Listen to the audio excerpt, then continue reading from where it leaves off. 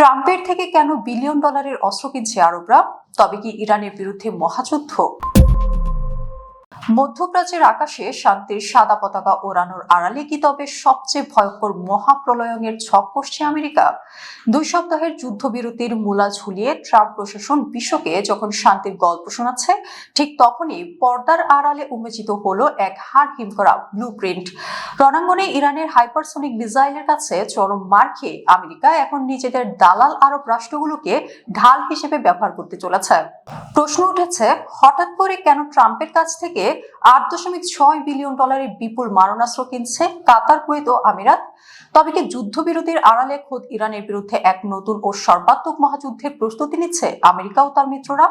আরবদের পকেট কেটে লকহিড মার্টিনের ব্যবসা। মার্কিন পররাষ্ট্র দপ্তর শুক্রবার নির্লজ্জের মতো এই বিশাল অস্ত্র চুক্তির কথা স্বীকার করেছে। এই চুক্তিতে সবচেয়ে বড় বলির পাঠা বানানো হয়েছে কাতার ও কুয়েতকে। কাতারকে গছিয়ে দেওয়া হয়েছে 4.01 বিলিয়ন ডলারের প্যাট্রিয়ট মিসাইল সিস্টেম এবং 992.4 মিলিয়ন ডলারের APKWS লেজার নির্দেশিত অস্ত্র। কুয়েতের পকেট থেকে খসানো হয়েছে 2.5 বিলিয়ন ডলার, যার বিনিময়ে তাদের দেওয়া হচ্ছে সমন্বিত যুদ্ধ নিয়ন্ত্রণ ব্যবস্থা। আমিরাতকেও ধরিয়ে দেওয়া হয়েছে 147.6 মিলিয়ন ডলারের সরঞ্জাম। আর অন্যদিকে পরম মিত্র ইসরায়েলকে দেওয়া হচ্ছে 992.4 মিলিয়ন ডলারের অত্যাধুনিক অস্ত্র।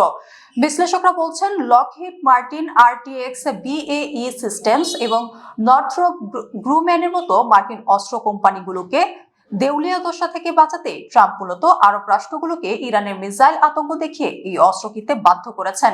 30টি কার্গো বিমানে আসছে মৃত্যুর পরোয়ানা। আমেরিকার এই বেইমানি এখানেই শেষ নয়। যুদ্ধ শুরুর 9ম সপ্তাহ এবং একটি ভঙ্গুর যুদ্ধবিরতি কার্যকর হওয়ার 3 সপ্তাহ পার হতে না হতেই যুক্তরাষ্ট্র ইতোমধ্যে মধ্যপ্রাচ্যে 30টি বিশালাকার কার্গো বিমানে করে বিপুল পরিমাণ সামরিক সরঞ্জাম পাঠিয়েছে। এর মধ্যে ইসরায়েল একাই পেয়েছে হাজার হাজার টন অস্ত্র। অর্থাৎ মুখের শান্তির কথা বলে আমেরিকা মূলত ইরানের উপর নতুন করে সরাসরি আক্রমণ চালানোর চূড়ান্ত ও পৈশাচিক প্রস্তুতি সেরে রাখছে। আরব দালালদের জন্য ইরানের মরণ ফাঁদ। আমেরিকা হয়তো ভাবছে তারা এই অস্ত্র বিক্রি করে মধ্যপ্রাচ্যে নিজেদের হারানো দাদাগিরি ফিরে পাবে, কিন্তু সমরবিদরা সতর্ক করে বলেছেন, আমেরিকার এই পেট্রিয়ট বা লেজার অস্ত্র ইরানের খোররাম শহর 4 বা ফাত্তা 2 হাইপারসোনিক মিসাইলের সামনে স্রেফ খেলনা। গত 28 ফেব্রুয়ারির পর থেকে ইরান বারবার প্রমাণ করেছে যে তাদের মিসাইল মার্কিন রাডারের চোখ এড়িয়ে লক্ষ্যবস্তুতে আঘাত হানতে সক্ষম। আরব দেশগুলো আমেরিকার এই অকেজো অস্ত্র কিনে নিজেদের মাটিকে মূলত এক জ্যান্ত গোরস্থানে পরিণত করছে।